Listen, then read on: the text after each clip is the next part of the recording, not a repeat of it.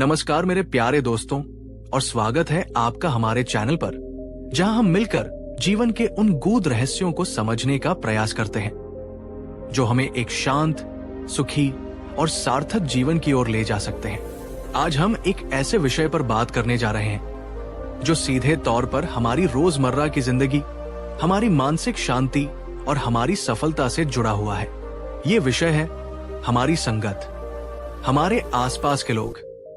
हम अक्सर अपने दुखों का कारण अपनी किस्मत, अपनी परिस्थितियों या अपनी गलतियों को मानते हैं। पर क्या कभी आपने सोचा है कि आपके जीवन में बहुत सारे दुख, बहुत सारा तनाव और बहुत सारी नकारात्मकता शायद आपकी अपनी वजह से नहीं, बल्कि उन लोगों की वजह से है जिनसे आप घिरे हुए हैं।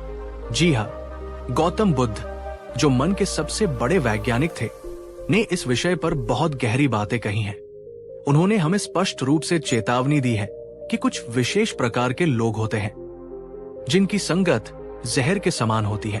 उनकी ऊर्जा, उनके शब्द और उनके कर्म हमारे जीवन को धीरे धीरे नष्ट कर सकते हैं, हमारी सकारात्मकता को सोख सकते हैं और हमें हमारे मार्ग से भटका सकते हैं। आज से हम एक नई 4 एपिसोड की श्रृंखला शुरू कर रहे हैं जिसका नाम है बुद्ध ने चेतावनी दी, इन 10 तरह के लोगों से दूर रहो। इस श्रृंखला में हम एक एक करके उन 10 प्रकार के मानसिक शांति के शत्रुओं को पहचानेंगे और बुद्ध की शिक्षाओं के प्रकाश में ये भी जानेंगे कि उनसे अपनी रक्षा कैसे की जाए। ये श्रृंखला उन सभी के लिए है जो अपने रिश्तों में धोखा खा चुके हैं। ये उन सभी के लिए है जो हमेशा नकारात्मक लोगों से घिरे रहते हैं, और ये उन सभी के लिए है जो अपनी मानसिक शांति को हर कीमत पर सुरक्षित रखना चाहते हैं। आज के इस पहले एपिसोड में हम पहले 3 प्रकार के सबसे खतरनाक लोगों की पहचान करेंगे जिनसे बुद्ध ने हमें तुरंत दूरी बनाने की सलाह दी है।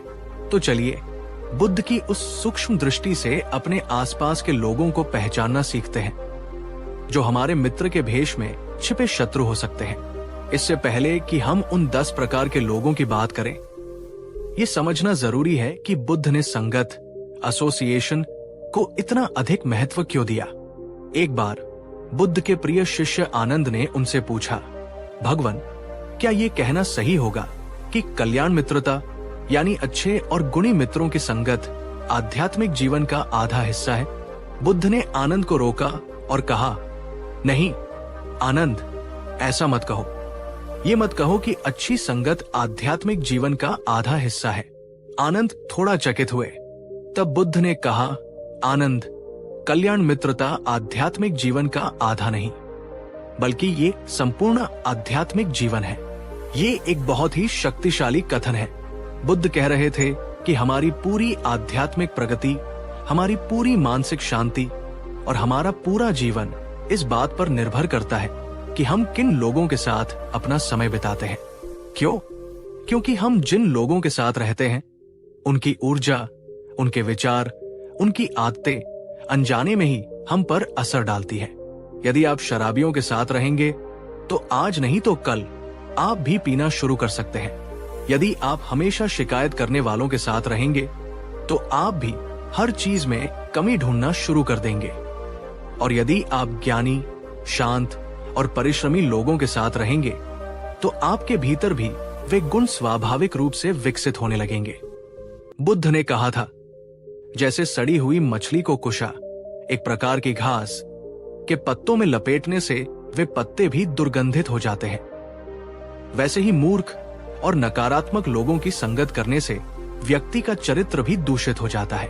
और जैसे चंदन या कपूर को किसी कागज में लपेटने से वो कागज भी सुगंधित हो जाता है, वैसे ही गुणी और ज्ञानी लोगों की संगत करने से व्यक्ति का जीवन भी सद्गुणों से महक उठता है। इसलिए ये चुनना कि हमें किसके साथ रहना है और किससे दूरी बनानी है, ये कोई स्वार्थ नहीं है, बल्कि ये आत्मरक्षा और आत्मविकास के लिए एक अनिवार्य कदम है। ये अपने मन के बगीचे को जहरीले खरपतवार से बचाने जैसा है। तो चलिए अब पहचानते हैं उस पहले प्रकार के व्यक्ति को जिसे बुद्ध ने हमारे मानसिक बगीचे के लिए सबसे खतरनाक खरपतवार बताया है। बुद्ध की सूची में पहला व्यक्ति है वो जो हमेशा शिकायत करता है, जो हर स्थिति में केवल नकारात्मकता ही देखता है। ये व्यक्ति आपकी ऊर्जा का सबसे बड़ा चोर होता है। आप उसे दुनिया की सबसे सुंदर जगह पर ले जाइए, वो कहेगा यहाँ धूप बहुत तेज है। आप उसे सबसे स्वादिष्ट भोजन खिलाइए, वो कहेगा इसमें नमक थोड़ा कम है। आप उसे कोई सुनहरा अवसर दिखाइए, वो उसमें 10 समस्याएं गिना देगा। इन लोगों के लिए दुनिया एक बुरी जगह है, लोग धोखेबाज हैं और भविष्य अंधकारमय है। वे अपनी समस्याओं के लिए हमेशा दूसरों को या अपनी किस्मत को दोष देते हैं। वे समाधान खोजने के बजाय समस्याओं का रोना रोते रहते हैं। बुद्ध के अनुसार ऐसे लोग खतरनाक क्यों होते हैं? 1. वे आपकी ऊर्जा सोख लेते हैं। उनसे बात करने के बाद आप अच्छा महसूस करने के बजाय थका हुआ, निराश और भारी महसूस करने लगते हैं। वे आपकी सकारात्मकता को एक ब्लैक होल की तरह खींच लेते हैं।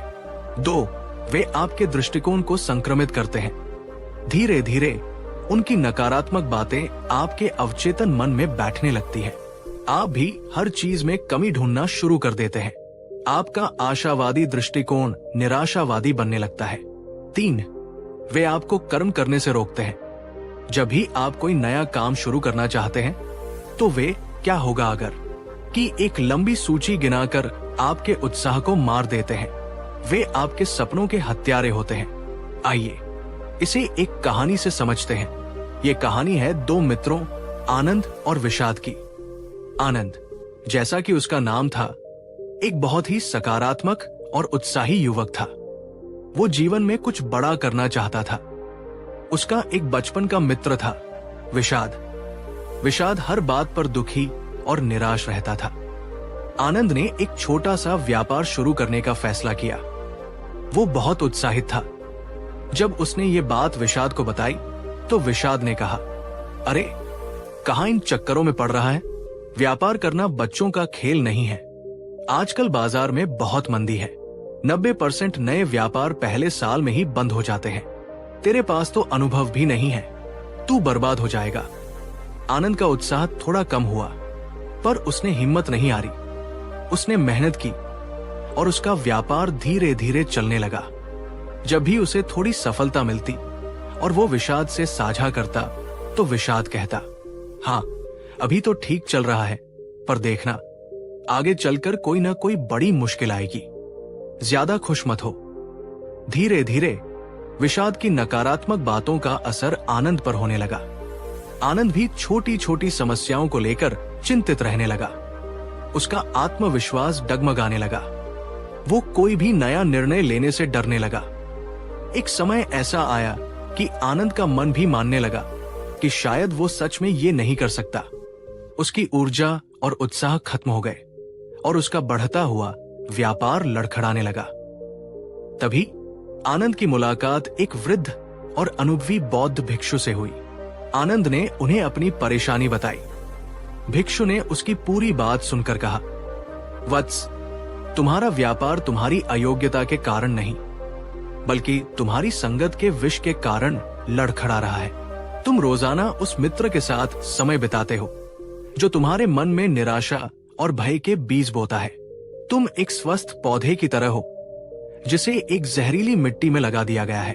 जब तक तुम अपनी मिट्टी नहीं बदलोगे तुम मुरझाते ही रहोगे। उस दिन आनंद को अपनी गलती का एहसास हुआ। उसने विषाद से धीरे धीरे दूरी बना ली। उसने ऐसे लोगों से मिलना जुलना शुरू किया जो उत्साही और सकारात्मक थे। और चमत्कार हुआ, जैसे ही उसकी संगत बदली उसकी अपनी सोच भी बदलने लगी। उसका आत्मविश्वास लौट आया और उसने अपने व्यापार को पहले से भी अधिक ऊंचाइयों पर पहुंचाया। बुद्ध ये नहीं कहते कि आप उन लोगों से नफरत करें। वे करुणा की बात करते हैं। आप उनके प्रति करुणा का भाव रख सकते हैं, पर उनकी नकारात्मकता को अपने भीतर प्रवेश करने की अनुमति देना मूर्खता है। अपनी मानसिक शांति की रक्षा करना आपका पहला कर्तव्य है। दोस्तों, क्या आपकी जिंदगी में भी कोई विषाद है? कोई ऐसा दोस्त, रिश्तेदार या सहकर्मी जो हमेशा आपकी ऊर्जा को कम कर देता है? अगर हाँ, तो आपको उससे नफरत करने की जरूरत नहीं है। बस धीरे धीरे प्रेम पूर्वक उससे एक स्वस्थ दूरी बनाना शुरू करें। अपनी बातचीत को सीमित करें। नीचे कमेंट में बताइए, इस तरह के नकारात्मक व्यक्ति से निपटने का आपका अपना तरीका क्या है? शायद आपकी सलाह किसी और के काम आ जाए। बुद्ध की चेतावनी सूची में दूसरा व्यक्ति है वो जो हमेशा दूसरों की निंदा करता है, जो पीठ पीछे बातें करता है, जो चुगली करता है। ये व्यक्ति आपको बड़ा मजेदार और जानकारी पूर्ण लग सकता है। वो आपको दूसरों के रहस्य बताएगा, उनकी कमजोरियों के बारे में बताएगा और आपको लगेगा कि आप उसके कितने करीब हैं। पर बुद्ध कहते हैं ये एक बहुत बड़ा धोखा है। ऐसे लोग खतरनाक क्यों होते हैं? 1, वे आपके मन में विष घोलते हैं।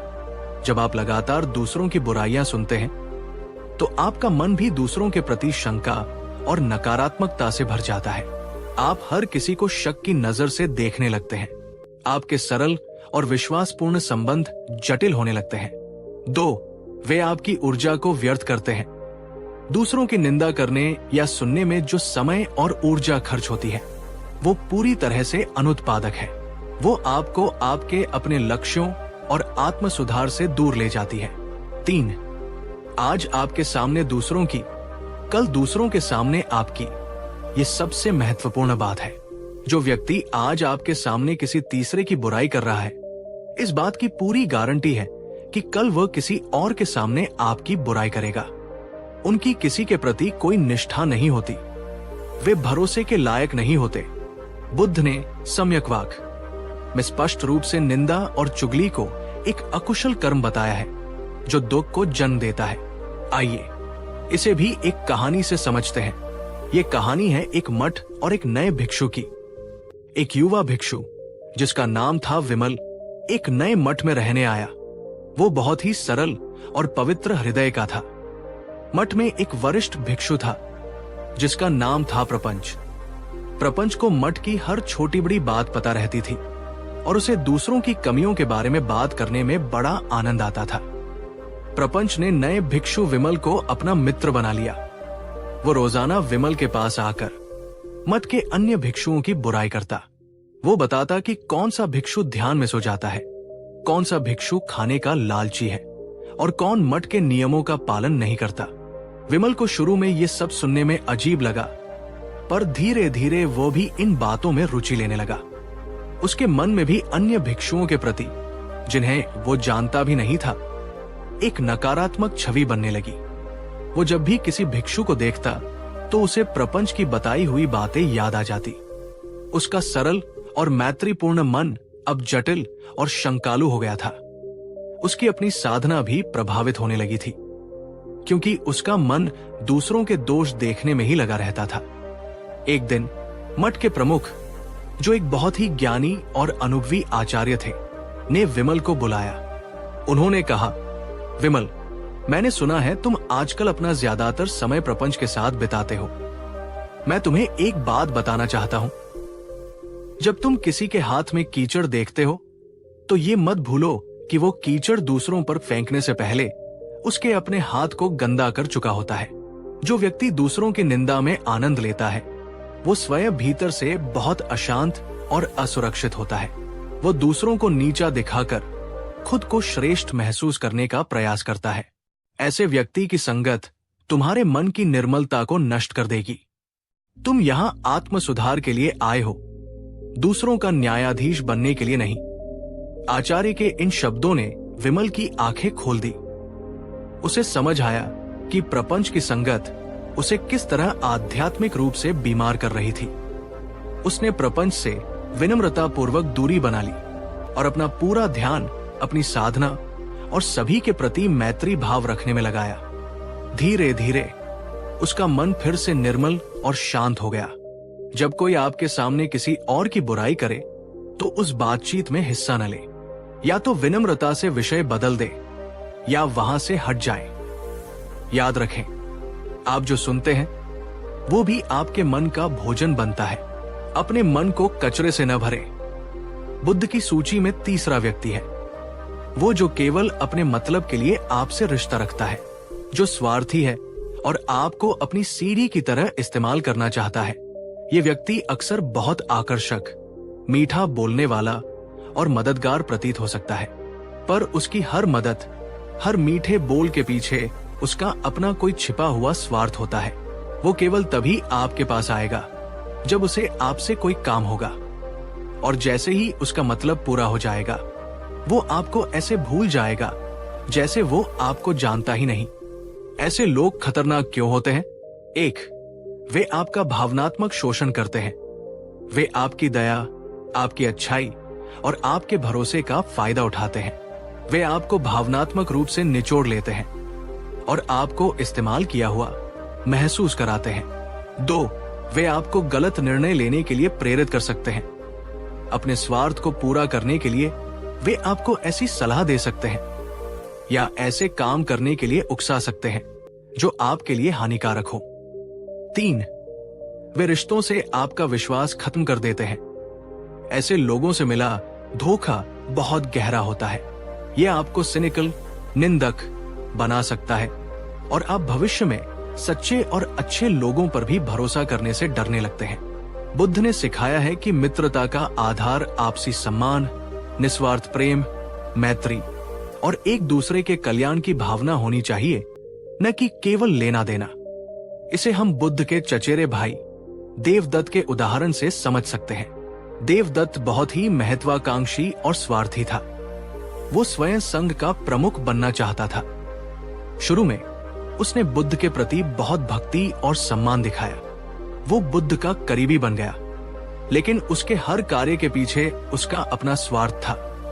उसने राजकुमार अजातशत्रु को अपनी मीठी मीठी बातों में फंसाया और उसे अपने पिता राजा बिंबिसार, जो बुद्ध के अनुयायी थे, के खिलाफ भड़काया। देवदत्त का उद्देश्य था कि अजातशत्रु राजा बन जाए और फिर वो अपनी शक्ति का उपयोग करके बुद्ध को हटाकर उसे संघ का प्रमुख बना दे। उसने अजातशत्रु की मित्रता का, उसके विश्वास का केवल अपने स्वार्थ के लिए उपयोग किया, और जब उसका उद्देश्य पूरा नहीं हुआ तो उसने कई बार बुद्ध की हत्या करने का भी प्रयास किया। देवदत्त इस बात का प्रतीक है कि कैसे एक स्वार्थी और मतलबी व्यक्ति, चाहे वो कितना भी करीबी क्यों न हो, आपके जीवन में बहुत बड़ा विनाश ला सकता है। उन लोगों को पहचानना सीखें जो केवल जरूरत पड़ने पर आपको याद करते हैं। उन लोगों से सावधान रहें जिनकी दोस्ती शर्तों पर आधारित होती है। सच्ची मित्रता वह है जो आपके अच्छे और बुरे दोनों समय में आपके साथ खड़ी रहती है। क्या आपके जीवन में कोई ऐसा व्यक्ति है जो आपको एक उपयोग की वस्तु की तरह समझता है?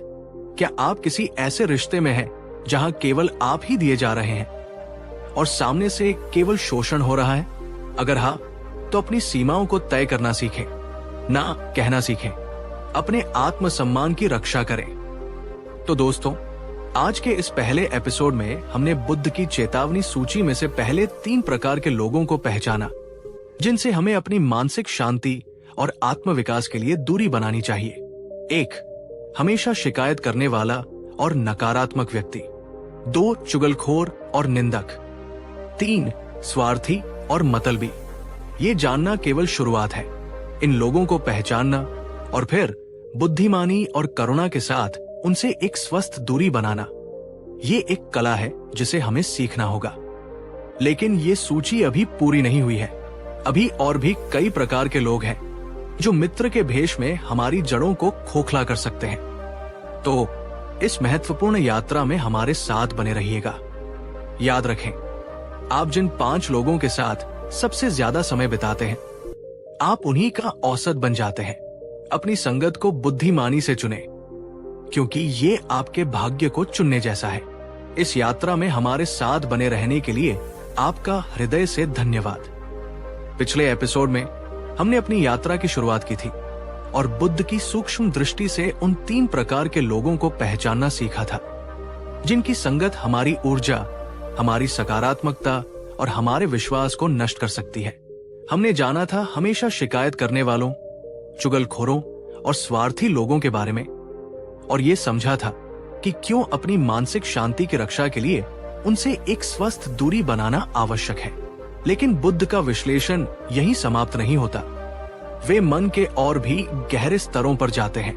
आज के इस दूसरे एपिसोड में हम उन लोगों की बात करेंगे जो शायद बाहरी तौर पर उतने हानिकारक न दिखें, पर जिनकी आंतरिक भावनाएं इतनी प्रबल और विनाशकारी होती हैं।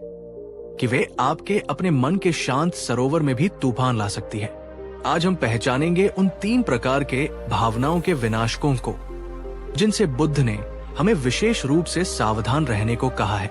ये वे लोग हैं जो क्रोध की अग्नि में जलते हैं, जो अहंकार के शिखर पर बैठे हैं और जो आसक्ति के दलदल में धंसे हुए हैं। ये एपिसोड आपको न केवल दूसरों को समझने में बल्कि शायद अपने भीतर की कुछ प्रवृत्तियों को पहचानने में भी मदद करेगा। तो इस वीडियो को अंत तक बहुत ध्यान से देखिएगा, क्योंकि ये आत्मनिरीक्षण और आत्म सुधार का एक सुनहरा अवसर है। तो चलिए अपनी जागरूकता को और तेज करते हुए बुद्ध की इस गहरी चेतावनी के अगले अध्याय में प्रवेश करते हैं। बुद्ध की चेतावनी सूची में चौथा व्यक्ति है वो जिसका स्वभाव क्रोधी है, जो छोटी छोटी बातों पर आपा खो देता है और जिसकी वाणी और व्यवहार में आक्रामकता है। ये व्यक्ति एक जलते हुए कोयले की तरह होता है। आप चाहे उसे कितनी भी सावधानी से क्यों न छुएं, थोड़ी सी आंच आपको लगेगी ही। ऐसे लोग आपको हर जगह मिल सकते हैं, आपके कार्यस्थल पर, आपके परिवार में या आपके मित्र समूह में। वे अपनी इच्छा के विरुद्ध कुछ भी बर्दाश्त नहीं कर सकते। उनकी आलोचना करना या उनसे असहमत होना जैसे किसी बारूद के ढेर में चिंगारी फेंकना है। वे कब फट पड़े इसका कोई भरोसा नहीं होता। बुद्ध के अनुसार ऐसे लोग खतरनाक क्यों होते हैं? 1, वे भय और तनाव का माहौल बनाते हैं एक क्रोधी व्यक्ति के आसपास। आप कभी भी सहज और शांत महसूस नहीं कर सकते। आपको हमेशा ये डर लगा रहता है कि आपकी किस बात से या किस काम से वो नाराज हो जाएगा। ये निरंतर तनाव आपके मानसिक और शारीरिक स्वास्थ्य के लिए अत्यंत हानिकारक है। 2, वे आपकी शांति को भंग करते हैं। क्रोध एक बहुत ही शक्तिशाली और संक्रामक भावना है। जब कोई आप पर चिल्लाता है या आक्रामक व्यवहार करता है तो आपके भीतर भी प्रतिक्रिया में क्रोध, भय या दुख उत्पन्न होता है। वे अपनी अशांति को आपके मन में स्थानांतरित कर देते हैं। 3, वे अविवेकी और विनाशकारी हो सकते हैं। बुद्ध ने कहा था, क्रोध में व्यक्ति ये नहीं जानता कि क्या सही है और क्या गलत। क्रोध के आवेश में ऐसा व्यक्ति आपको, खुद को या आपके रिश्ते को कोई बड़ी स्थायी हानि पहुंचा सकता है, जिसका उसे बाद में शायद पछतावा भी हो, पर तब तक बहुत देर हो चुकी होती है। बुद्ध ने क्रोध को एक पागलपन कहा है, एक ऐसी आग जो सबसे पहले उसी को जलाती है जिसके भीतर वो पैदा होती है। आइए इसे अंगुलिमाल की प्रसिद्ध कहानी के एक अलग दृष्टिकोण से समझते हैं। अंगुलिमाल एक खूंखार डाकू था जो क्रोध और हिंसा की प्रतिमूर्ति था। उसने 999 लोगों की हत्या की थी। उसका क्रोध इतना प्रबल था कि उसके नाम से ही पूरा राज्य कांपता था। लोग उसके रास्ते से जाने से डरते थे। अब कल्पना कीजिए, अगर आपका कोई मित्र, रिश्तेदार या बॉस अंगुलिमाल जैसे स्वभाव का हो, शायद शारीरिक हिंसा न करे पर वाचिक हिंसा करे, आप उसके साथ कैसा महसूस करेंगे? क्या आप उसके साथ रहकर अपनी रचनात्मकता, अपनी खुशी या अपनी शांति को बनाए रख सकते हैं? नहीं, आप हमेशा डर में रहेंगे। जब बुद्ध अंगुलिमाल से मिले तो उन्होंने उसके क्रोध का उत्तर क्रोध से नहीं दिया। अगर वे भी उस पर चिल्लाते या उससे लड़ते तो हिंसा और बढ़ती। इसके बजाय बुद्ध पूर्णतः शांत, स्थिर और करुणामय बने रहे। बुद्ध की इसी असीम शांति और निर्भयता ने अंगुलिमाल के क्रोध की अग्नि को शांत कर दिया। ये कहानी हमें 2 बातें सिखाती है। पहली, एक क्रोधी व्यक्ति के साथ रहना कितना खतरनाक हो सकता है, और दूसरी, ऐसे व्यक्ति से निपटने का एकमात्र तरीका है शांति और दूरी। बुद्ध ये नहीं कहते कि आप क्रोधी व्यक्ति से नफरत करें। वे कहते हैं, समझो कि वो व्यक्ति स्वयं एक गहरे दुख और अशांति में है। उसका क्रोध उसकी अपनी पीड़ा का प्रदर्शन है। उसके प्रति करुणा रखो, पर अपनी आत्मरक्षा भी करो। उनसे कैसे निपटे? बहस न करें। जब कोई व्यक्ति क्रोध में हो तो उससे तर्क करना दीवार में सिर मारने जैसा है। उस समय वो सुनने की स्थिति में नहीं होता। दूरी बनाए, यदि संभव हो तो उस स्थिति से शारीरिक रूप से हट जाए। उसे शांत होने का समय दे। अपनी सीमाओं को स्पष्ट करे। शांति के समय में उन्हें विनम्रता से पर दृढ़ता से बताएं कि आप उनका आक्रामक व्यवहार बर्दाश्त नहीं करेंगे। अगर कोई व्यक्ति लगातार अपमानजनक और हिंसक है, तो उस रिश्ते से बाहर निकलना ही सबसे बुद्धिमानी है। आपकी मानसिक शांति किसी भी रिश्ते से ज्यादा कीमती है। दोस्तों, क्या आपको कभी किसी के क्रोध का सामना करना पड़ा है? उस स्थिति में आपने कैसा महसूस किया और उससे कैसे निपटे? नीचे कमेंट में अपने अनुभव साझा करें। आपकी कहानी किसी और को ऐसी ही स्थिति से निपटने में मदद कर सकती है। ये विषय बहुत संवेदनशील है और एक दूसरे के अनुभव हमें शक्ति दे सकते हैं।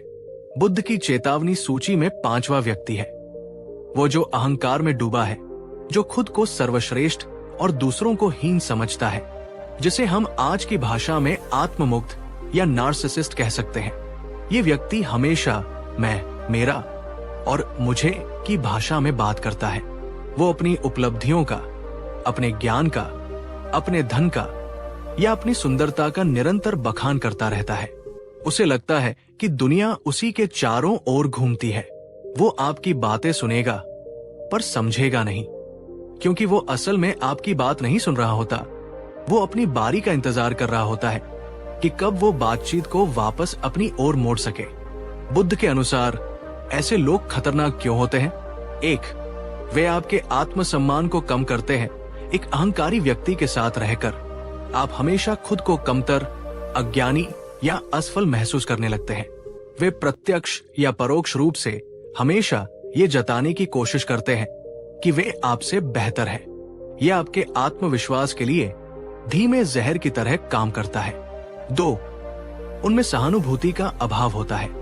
वे आपकी भावनाओं, आपकी जरूरतों और आपके दुखों को समझने में पूरी तरह असमर्थ होते हैं। वे केवल अपनी दुनिया में जीते हैं। यदि आप उनके पास अपनी कोई समस्या लेकर जाएंगे, तो वे या तो उसे महत्वहीन बता देंगे या फिर अपनी उससे भी बड़ी कोई कहानी सुनाने लगेंगे। 3, वे कभी अपनी गलती नहीं मानते। उनके लिए वे कभी गलत हो ही नहीं सकते। यदि रिश्ते में कोई समस्या आती है, तो दोष हमेशा आपका ही होगा। वे माफी मांगने में असमर्थ होते हैं और सीखने और बदलने के लिए तैयार नहीं होते। 4, वे आपको नियंत्रित करने की कोशिश करते हैं। अहंकार अक्सर नियंत्रण की इच्छा के साथ आता है। वे चाहेंगे कि आप उनके अनुसार सोचें, बोलें और व्यवहार करें। बुद्ध ने मान, मना यानी अहंकार को आध्यात्मिक प्रगति में 10 सबसे बड़ी बाधाओं, संयोजनों में से एक माना है। ये हमें सत्य से दूर ले जाता है और हमें अलगाव और अकेलेपन में डाल देता है। आइए इसे बुद्ध के जीवन की एक घटना से समझते हैं। एक बार एक बहुत ही प्रसिद्ध और ज्ञानी ब्राह्मण, जिसका नाम था सोनदंड, बुद्ध से मिलने आया। उसे अपने ज्ञान, अपनी जाति और अपनी प्रतिष्ठा पर बहुत अभिमान था। जब वो बुद्ध की सभा की ओर आ रहा था, तो उसके मन में ये अहंकार था कि मैं सोनदंड बुद्ध से मिलने जा रहा हूं। मैं उनसे वाद विवाद करूंगा और देखूंगा कि वे कितने ज्ञानी हैं। लेकिन जैसे ही वो बुद्ध के सान्निध्य में पहुंचा, जैसे ही उसने बुद्ध की असीम शांति, उनकी विनम्रता और उनकी प्रज्ञा को देखा, उसका सारा अहंकार पिघलने लगा। उसे महसूस हुआ कि उसका सारा शास्त्रीय ज्ञान बुद्ध के अनुभवजन्य ज्ञान के सामने कितना खोखला है। बुद्ध ने उससे कोई बहस नहीं की। उन्होंने उसे नीचा नहीं दिखाया। उन्होंने बस अपनी शांत और प्रज्ञापूर्ण उपस्थिति से ही उसके अहंकार को शांत कर दिया। सोनदंड ने अपना अहंकार त्याग दिया और बुद्ध का शिष्य बन गया। ये कहानी दिखाती है कि सच्चा ज्ञान विनम्रता लाता है, अहंकार नहीं। अहंकारी व्यक्ति के साथ रहने से बचें, क्योंकि वे आपको कभी भी एक बराबर का इंसान नहीं समझेंगे। वे आपको हमेशा अपने से नीचे रखने की कोशिश करेंगे। ऐसे रिश्ते में कोई विकास, कोई सम्मान और कोई सच्ची खुशी नहीं हो सकती। कैसे पहचाने अहंकारी व्यक्ति को? वो हमेशा अपनी ही बात करता है। वो दूसरों की आलोचना तो बहुत करता है, पर अपनी आलोचना सुन नहीं सकता। वो सॉरी और थैंक यू जैसे शब्दों का प्रयोग बहुत कम करता है। वो हमेशा आकर्षण का केंद्र बने रहना चाहता है। बुद्ध की चेतावनी सूची में 6ठा व्यक्ति शायद आपको थोड़ा आश्चर्यजनक लगे। ये व्यक्ति है वो जो आपसे अत्यधिक आसक्त है, जो भावनात्मक रूप से आप पर पूरी तरह निर्भर है और जिसका व्यवहार चिपचिपा है। अब आप सोचेंगे, प्रेम करना या किसी से जुड़ाव रखना गलत कैसे हो सकता है? बुद्ध प्रेम और मैत्री के विरोधी नहीं थे। वे उपादान, उपदना यानी आसक्ति के विरोधी थे। प्रेम मुक्त करता है जबकि आसक्ति बांधती है। अत्यधिक आसक्त व्यक्ति अपनी खुशी, अपनी सुरक्षा और अपने आत्म मूल्य के लिए पूरी तरह आप पर निर्भर हो जाता है। वो आपको अपनी दुनिया का केंद्र बना लेता है और चाहता है कि आप भी उसे अपनी दुनिया का केंद्र बनाएं। ऐसे लोग खतरनाक क्यों होते हैं? 1. वे आपकी व्यक्तिगत स्वतंत्रता छीन लेते हैं। वे आपके समय, आपकी ऊर्जा और आपके ध्यान की निरंतर मांग करते हैं। वे चाहते हैं कि आप सब कुछ उनके साथ करें, हर बात उन्हें बताएं। इससे आपका अपना व्यक्तिगत स्थान खत्म हो जाता है, जो मानसिक स्वास्थ्य के लिए बहुत जरूरी है। 2. वे भावनात्मक रूप से आपको थका देते हैं। उनकी निरंतर जरूरतों और असुरक्षाओं को संभालना बहुत थका देने वाला हो सकता है। आपको ऐसा महसूस होने लगता है जैसे आप उनकी भावनाओं की जिम्मेदारी भी उठा रहे हैं। 3. वे ईर्ष्यालु और अधिकार जताने वाले हो सकते हैं। चूंकि उनका पूरा संसार आप पर टिका होता है, इसलिए वे आपके अन्य दोस्तों, आपके काम या आपकी रुचियों से ईर्ष्या करने लगते हैं। वे आपको लेकर बहुत अधिकार जताने वाले हो सकते हैं। 4. वे आपके विकास में बाधक बन सकते हैं। वे अक्सर आपको कोई नया कदम उठाने या कोई जोखिम लेने से रोकेंगे, क्योंकि उन्हें डर होता है कि इससे आप उनसे दूर हो सकते हैं। उनकी आसक्ति आपके पंखों को काट सकती है। बुद्ध ने सिखाया है कि सच्चा प्रेम और सच्ची मैत्री अनासक्ति पर आधारित होती है। ये एक दूसरे को बढ़ने और स्वतंत्र होने की पूरी आजादी देती है। ये एक दूसरे का सहारा बनती है, बैसाखी नहीं। इसे हम एक सुंदर बौद्ध रूपक से समझ सकते हैं। सच्चा रिश्ता 2 मजबूत पेड़ों की तरह होना चाहिए जो पास पास उगते हैं। वे एक दूसरे को छाया देते हैं, एक दूसरे को हवा से बचाते हैं।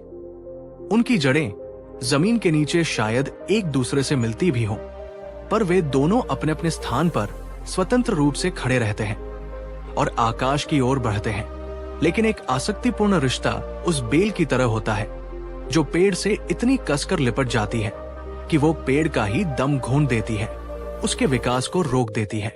वो बेल पेड़ के बिना जीवित नहीं रह सकती और अंत में वो पेड़ को भी कमजोर बना देती है। उन रिश्तों को पहचानें जो आपको बढ़ने की आजादी देने के बजाय आपको बांध रहे हैं, जो आपको घुटन महसूस करा रहे हैं। ऐसे रिश्तों में प्रेम पूर्वक पर दृढ़ता से अपनी सीमाएं निर्धारित करें। उन्हें समझाएं कि आपको अपने व्यक्तिगत स्थान और स्वतंत्रता की भी आवश्यकता है। यदि वे नहीं समझते तो आपको अपनी मानसिक भलाई के लिए उस रिश्ते पर पुनर्विचार करने की आवश्यकता हो सकती है। क्या आपके जीवन में कोई ऐसा रिश्ता है जो आपको एक बेल की तरह जकड़े हुए महसूस कराता है? क्या आप किसी की खुशी के लिए अपनी स्वतंत्रता का बलिदान दे रहे हैं? ये एक कठिन प्रश्न है, पर इसका उत्तर खोजना बहुत जरूरी है। तो दोस्तों, आज के इस दूसरे एपिसोड में हमने बुद्ध की चेतावनी सूची में से अगले 3 प्रकार के लोगों को पहचाना जो हमारी भावनाओं और मानसिक शांति के लिए विनाशक हो सकते हैं। 4. क्रोधी और आक्रामक व्यक्ति। 5. अहंकारी और आत्ममुक्त। 6. अत्यधिक आसक्त और चिपचिपा। पहले एपिसोड के 3 लोगों को मिलाकर अब हम कुल 6 प्रकार के हानिकारक व्यक्तित्वों को पहचान चुके हैं। ये जागरूकता ही बचाव का पहला कदम है, लेकिन ये सूची अभी भी अधूरी है। अभी भी कुछ ऐसे सूक्ष्म और चालाक प्रकार के लोग हैं जिन्हें पहचानना और भी मुश्किल होता है। अगले एपिसोड यानी भाग 3 में हम उन लोगों की बात करेंगे जो आपकी पीठ में छुरा घूम सकते हैं। हम जानेंगे उस व्यक्ति के बारे में जो दोमुहा होता है, उस व्यक्ति के बारे में जो लालची और अतृप्त है, और उस व्यक्ति के बारे में जो मूर्ख और अविवेकी है। हम समझेंगे कि बुद्ध के अनुसार मूर्ख की संगत करना सबसे बड़ा दुर्भाग्य क्यों है। तो इस महत्वपूर्ण यात्रा में हमारे साथ बने रहिएगा। याद रखें, आप एक सुंदर बगीचे की तरह हैं। यह आपका अधिकार और कर्तव्य है कि आप ये तय करें कि आप अपने बगीचे में किन फूलों को खिलने देना चाहते हैं। और किन जहरीले पौधों को बाहर रखना चाहते हैं। अपनी संगत को बुद्धिमानी से चुनें। इस यात्रा में हमारे साथ बने रहने के लिए आपका हृदय से धन्यवाद। पिछले 2 एपिसोड में हमने अपनी जागरूकता की तलवार को तेज करते हुए बुद्ध की सूक्ष्म दृष्टि से उन 6 प्रकार के लोगों को पहचानना सीखा है, जिनकी संगत हमारी मानसिक शांति, हमारी ऊर्जा और हमारे आत्मसम्मान के लिए हानिकारक हो सकती है। हमने अपनी संगत को लेकर अधिक सचेत और सजग बनना सीखा है। आपके कमेंट्स और आपकी कहानियों से ये स्पष्ट है कि ये विषय हम सबके जीवन से कितनी गहराई से जुड़ा हुआ है। लेकिन बुद्ध का विश्लेषण यही समाप्त नहीं होता। वे हमें उन शत्रुओं से भी सावधान करते हैं जो आसानी से दिखाई नहीं देते। वे मित्र के भेष में होते हैं। वे शुभ चिंतक होने का दिखावा करते हैं, पर भीतर ही भीतर वे आपकी प्रगति की जड़ों को काट रहे होते हैं। आज के इस तीसरे एपिसोड में हम उन्हीं 3 प्रकार के प्रकृति के अदृश्य शत्रुओं से पर्दा उठाएंगे। हम जानेंगे उस व्यक्ति के बारे में जो दोमुहा या कपटी होता है। हम पहचानेंगे उस व्यक्ति को जो लालची और अतृप्त है, और अंत में हम उस व्यक्ति पर गहराई से चर्चा करेंगे जिसे बुद्ध ने सबसे बड़ा दुर्भाग्य कहा है, यानी मूर्ख और अविवेकी व्यक्ति। ये एपिसोड आपको उन लोगों को पहचानने में मदद करेगा जो आपकी अच्छाई का फायदा उठाते हैं और आपको गलत रास्ते पर ले जा सकते हैं। तो इस वीडियो को अंत तक बहुत ध्यान से देखिएगा, क्योंकि ये जागरूकता आपके जीवन को कई धोखों और निराशाओं से बचा सकती है। तो चलिए अपनी विवेक की आंखों को और खोलते हुए बुद्ध की इस गहरी चेतावनी के अगले और भी सूक्ष्म अध्याय में प्रवेश करते हैं। बुद्ध की चेतावनी सूची में 7वां व्यक्ति है वो जो कपटी है, जिसके मन में कुछ और मुख पर कुछ और होता है, जिसे हम आम भाषा में दोमुहा या आस्तीन का सांप कहते हैं।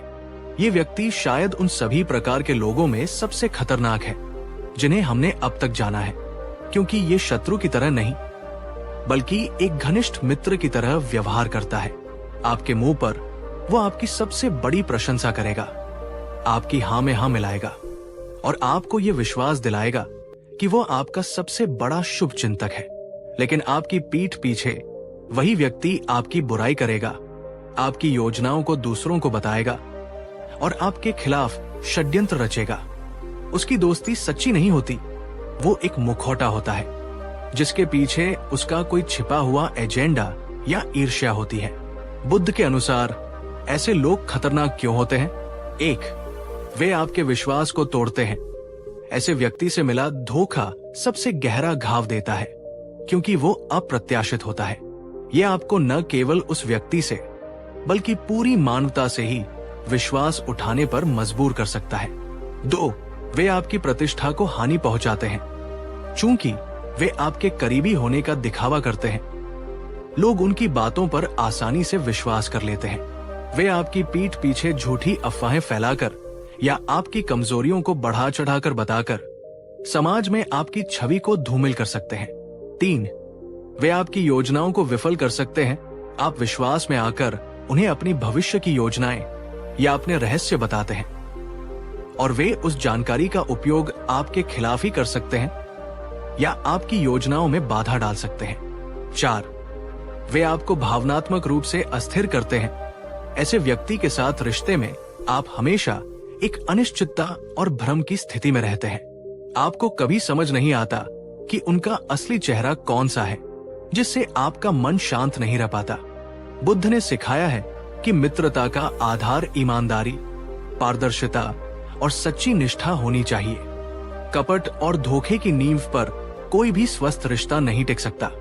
आइए इसे बुद्ध के जीवन की एक घटना से समझते हैं, जो उनके चचेरे भाई देवदत्त के चरित्र को और उजागर करती है। जैसा कि हमने पिछले एपिसोड में जाना, देवदत्त स्वार्थी था, पर वो केवल स्वार्थी ही नहीं, अत्यंत कपटी भी था। शुरुआत में जब वो संघ में शामिल हुआ तो उसने बुद्ध के प्रति अत्यंत विनय और भक्ति का प्रदर्शन किया। उसने ध्यान और साधना में कठोर परिश्रम किया और कुछ सिद्धियां, साइकिक पावर्स भी प्राप्त कर ली। उसने इन सिद्धियों का उपयोग लोगों को और विशेष रूप से राजकुमार अजातशत्रु को प्रभावित करने के लिए किया।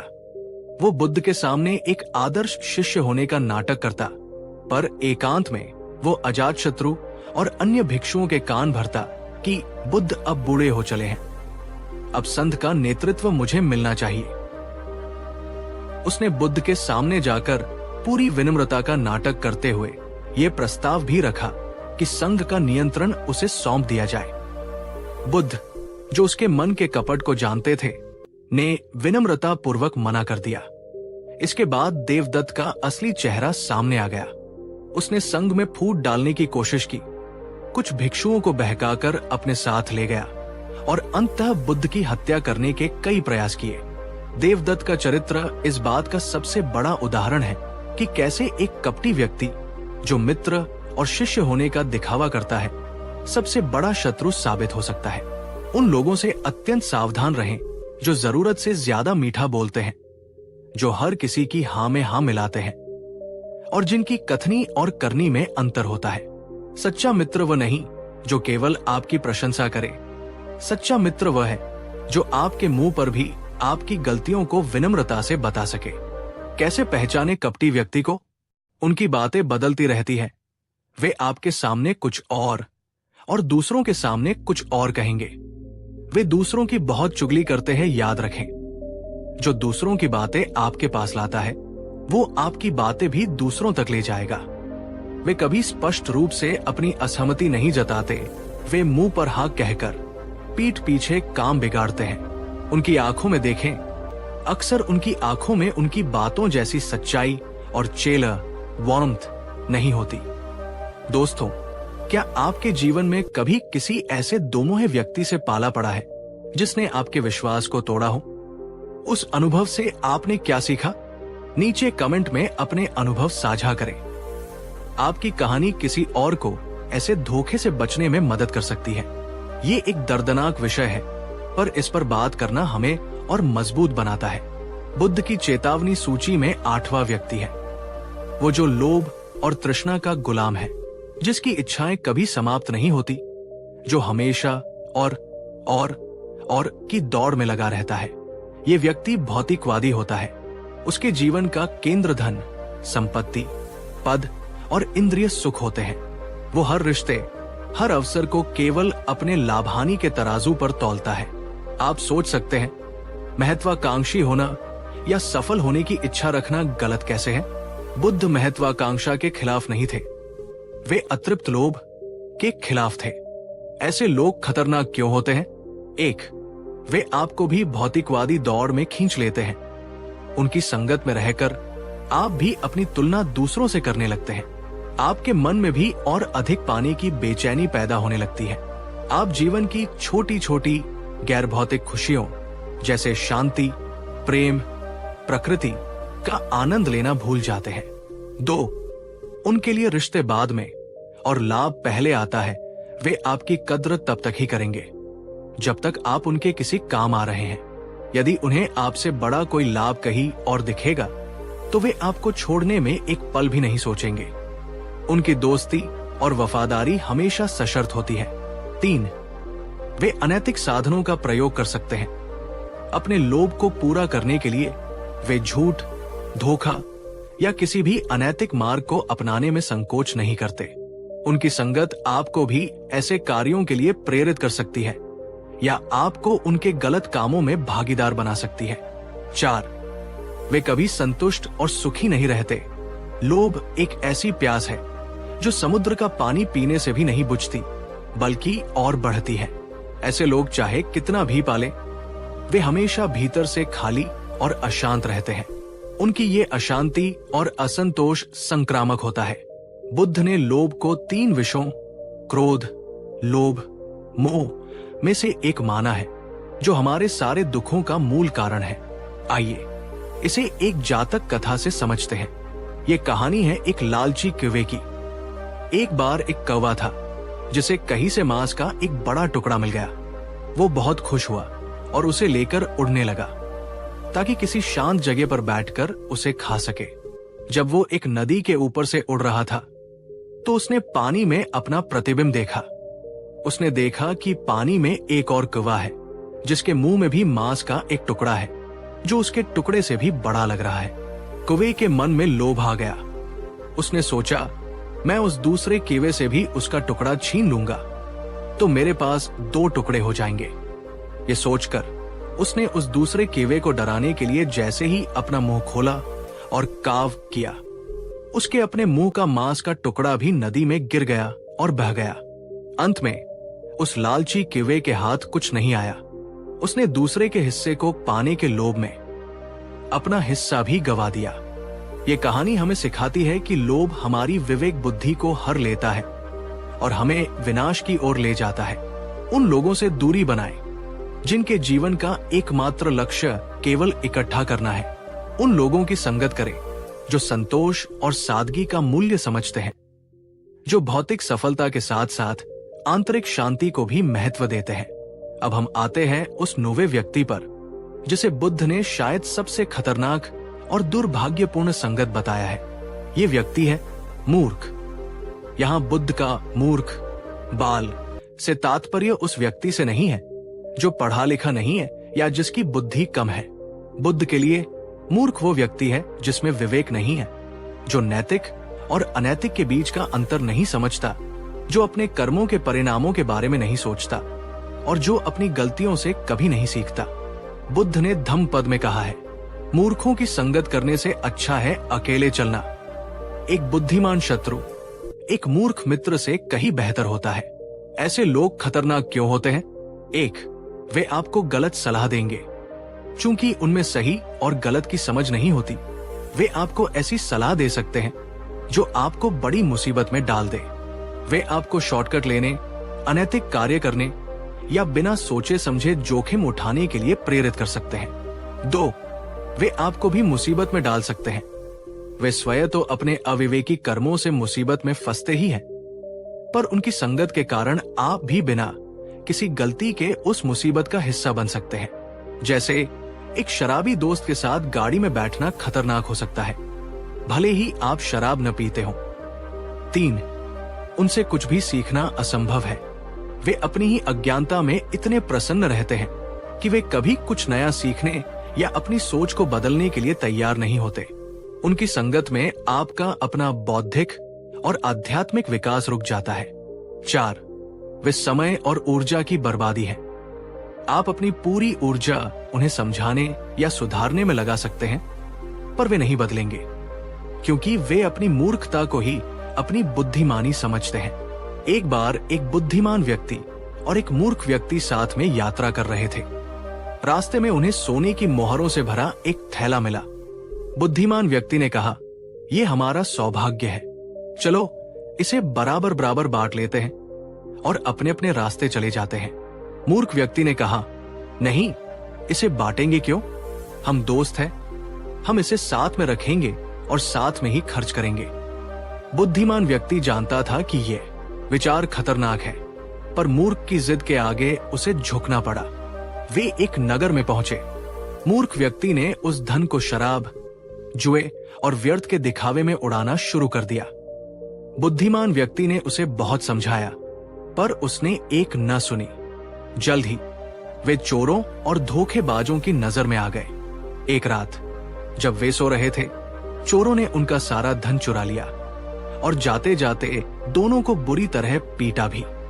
अंत में बुद्धिमान व्यक्ति को उस मूर्ख मित्र की संगत के कारण अपना धन भी खोना पड़ा और शारीरिक कष्ट भी सहना पड़ा। मूर्ख की पहचान उसकी डिग्री या धन से नहीं, बल्कि उसके कर्मों और उसके विवेक से होती है। जो व्यक्ति बार बार एक ही गलती करे, जो अपने कर्मों की जिम्मेदारी न ले और जो नैतिक मूल्यों का सम्मान न करे, उससे तुरंत दूरी बना लेना ही बुद्धिमानी है। क्या आपके जीवन में कोई ऐसा व्यक्ति है जो आपको लगातार गलत निर्णय लेने के लिए प्रेरित करता है, जो आपकी प्रगति में सहायक होने के बजाय बाधक बन रहा है? ये पहचानना कठिन हो सकता है, खासकर अगर वो आपका पुराना दोस्त हो, पर अपनी भलाई के लिए ये आवश्यक है। तो दोस्तों, आज के इस तीसरे एपिसोड में हमने अपनी जागरूकता को और भी गहरा करते हुए उन 3 प्रकार के प्रकृति के अदृश्य शत्रुओं को पहचाना है। 7, कपटी और दोमुहा व्यक्ति। 8, लालची और अतृप्त व्यक्ति। 9, मूर्ख और अविवेकी व्यक्ति। पहले 2 एपिसोड के 6 लोगों को मिलाकर अब हम कुल 9 प्रकार के हानिकारक व्यक्तित्वों को पहचान चुके हैं। बुद्ध हमें एक बहुत ही स्पष्ट मार्ग चित्र दे रहे हैं कि हमें अपनी मानसिक और आध्यात्मिक शांति की रक्षा के लिए कैसी संगत से बचना चाहिए। लेकिन अब हम इस श्रृंखला के अंतिम पड़ाव पर हैं। एक अंतिम और 10वां व्यक्ति अभी भी बाकी है, और ये 10वां व्यक्ति शायद सबसे अप्रत्याशित, सबसे सूक्ष्म और सबसे खतरनाक है। अगले और अंतिम एपिसोड यानी भाग 4 में हम उस 10वें व्यक्ति से पर्दा उठाएंगे। हम जानेंगे कि वो कौन है और वो हमारे जीवन को कैसे सबसे ज्यादा नुकसान पहुंचा सकता है। और साथ ही हम ये भी सीखेंगे कि बुद्ध के अनुसार इन सभी हानिकारक लोगों से दूरी बनाने के बाद हमें कैसी संगत करनी चाहिए, यानी कल्याण मित्र या सच्चे मित्र के क्या लक्षण होते हैं। तो इस श्रृंखला के समापन और सबसे बड़े रहस्योद्घाटन के लिए हमारे साथ बने रहिएगा। याद रखें, बुद्ध कहते हैं, जैसे एक बूंद पानी भी धीरे धीरे घड़े को भर देती है, वैसे ही एक मूर्ख व्यक्ति भी धीरे धीरे आपको पाप से भर देता है। अपनी संगत के प्रति जागरूक रहें। इस यात्रा में हमारे साथ बने रहने के लिए आपका हृदय से धन्यवाद। पिछले 3 एपिसोड में हम एक असाधारण यात्रा पर रहे हैं। हमने अपनी जागरूकता की आंखों को खोला है और बुद्ध की सूक्ष्म दृष्टि से उन 9 प्रकार के लोगों को पहचानना सीखा है, जिनकी संगत हमारे जीवन में दुख, अशांति और बाधाएं ला सकती है। हमने मानसिक शांति के शत्रुओं को जाना, हमने भावनाओं के विनाशकों को पहचाना और हमने प्रकृति के अदृश्य शत्रुओं से पर्दा उठाया। आपने इस श्रृंखला को जो स्नेह और जो गहराई दी है वो अद्भुत है। आपके कमेंट्स और आपकी कहानियों से ये स्पष्ट है कि हम सब कहीं न कहीं इन हानिकारक संगतियों से जूझ रहे हैं और उनसे बाहर निकलने का मार्ग खोज रहे हैं। लेकिन ये सूची अभी पूरी नहीं हुई है। एक अंतिम 10वां व्यक्ति अभी भी बाकी है, और ये 10वां व्यक्ति दोस्तों शायद सबसे अप्रत्याशित, सबसे सूक्ष्म और विडंबना ये है कि ये सबसे खतरनाक भी है। ये एक ऐसा व्यक्ति है जिससे आप भाग नहीं सकते, जिससे आप बच नहीं सकते, जब तक कि आप उसे पूरी तरह से पहचान न लें। आज के इस समापन एपिसोड में हम उसी 10वें और सबसे बड़े शत्रु से पर्दा उठाएंगे।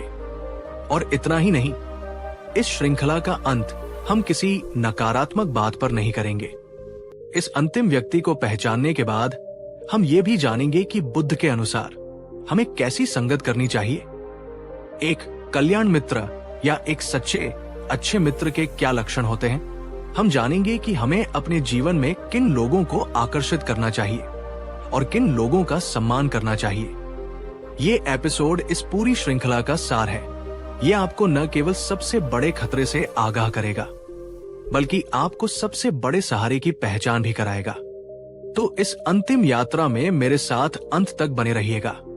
तो चलिए उस 10वें व्यक्ति की पहचान करते हैं, जो शायद आपके बहुत बहुत करीब है। बुद्ध की चेतावनी सूची में 10वां और अंतिम व्यक्ति कोई और नहीं, वो तुम स्वयं हो। जी हाँ, आपने सही सुना। बुद्ध कहते हैं कि तुम्हारा सबसे बड़ा शत्रु, जो तुम्हें सबसे अधिक हानि पहुंचा सकता है, वो बाहर की दुनिया में नहीं, बल्कि तुम्हारे अपने ही भीतर बैठा है। वो है तुम्हारा अपना ही अकुशल और अप्रशिक्षित मन। ये सुनकर शायद आपको झटका लगे। हम हमेशा दूसरों में दोष ढूंढते हैं, पर बुद्ध हमें आईना दिखाते हैं और कहते हैं कि असली लड़ाई तो भीतर है। हम कब अपने सबसे बड़े शत्रु बन जाते हैं? बुद्ध के अनुसार जब हम इन 5 आंतरिक शत्रुओं को अपने भीतर पनपने देते हैं, तब हम स्वयं ही अपने जीवन को दुखमय बना लेते हैं। 1, जब तुम अपने आलोचक बन जाते हो।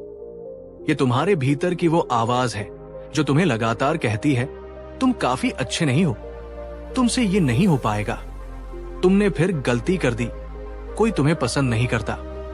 ये आवाज तुम्हारे आत्मविश्वास को दीमक की तरह खा जाती है। दुनिया तुम्हें इतना नीचा नहीं दिखाती जितना तुम खुद को दिखाते हो। 2, जब तुम अतीत के कैदी बन जाते हो। एल, जब तुम अपनी पुरानी गलतियों, अपने पुराने दुखों और अपने साथ हुए धोखों को पकड़कर बैठे रहते हो, तो तुम स्वयं अपने लिए एक जेल का निर्माण करते हो। तुम अतीत की लाश को अपने कंधों पर ढोते रहते हो, जो तुम्हारे वर्तमान की ऊर्जा को सोख लेती है और तुम्हारे भविष्य को अंधकारमय बना देती है। 3. जब तुम चिंता के गुलाम बन जाते हो। जब तुम लगातार भविष्य की उन नकारात्मक कल्पनाओं में जीते हो जो कभी हुई ही नहीं है, तो तुम स्वयं अपने मन में नर्क का निर्माण करते हो। तुम उन समस्याओं से डरते हो जो मौजूद ही नहीं है। ये चिंता तुम्हारे आज की शांति और खुशी को चुरा लेती है। 4. जब तुम आलस्य के मित्र बन जाते हो। जब तुम जानते हो कि तुम्हारे लिए क्या सही है, पर उसे करने के लिए टालमटोल करते हो। जब तुम अपने सपनों को केवल इसलिए छोड़ देते हो क्योंकि उसके लिए प्रयास करना पड़ेगा, तब तुम स्वयं अपनी प्रगति के सबसे बड़े शत्रु बन जाते हो। बुद्ध ने आलस्य को विनाश का मार्ग कहा है। 5. जब तुम अज्ञानता को चुनते हो। जब तुम अपनी कमजोरियों को, अपनी बुरी आदतों को और अपने मन के नकारात्मक पैटर्न को देखने से इनकार करते हो। जब तुम आत्मनिरीक्षण से भागते हो, तब तुम स्वयं अपने विकास के दरवाजे बंद कर देते हो। अज्ञानता में जीना अंधेरे में रहने का चुनाव करने जैसा है। बुद्ध ने धम्म पद में कहा है, अत्ता ही अत्नो नाथो, अत्ता ही अत्नो गति। अर्थात तुम स्वयं ही अपने स्वामी हो, तुम स्वयं ही अपनी गति, आश्रय हो। दूसरा कौन तुम्हारा स्वामी हो सकता है? जब तुम स्वयं को अच्छी तरह से साध लेते हो, तो तुम्हें एक ऐसा दुर्लभ आश्रय मिलता है जिसे कोई और नहीं दे सकता। अत्ना व कत पापा, अत्ना संकिल सती, अत्ना अक्त पापा, अत्ना व विसुज्जति। अर्थात अपने द्वारा ही पाप किया जाता है, अपने द्वारा ही व्यक्ति संक्लिष्ट, दुखी होता है। अपने द्वारा ही पाप नहीं किया जाता, अपने द्वारा ही व्यक्ति विशुद्ध होता है। शुद्धि और अशुद्धि अपने पर ही निर्भर है, कोई दूसरा किसी दूसरे को शुद्ध नहीं कर सकता। आइए इसे एक बहुत ही मार्मिक कहानी से समझते हैं। ये कहानी है पटाचारा की। पटाचारा एक धनी सेठ की बेटी थी जो अपने माता पिता की इच्छा के विरुद्ध अपने एक सेवक के साथ भाग गई थी। उसने उससे विवाह कर लिया और उसके 2 बच्चे हुए।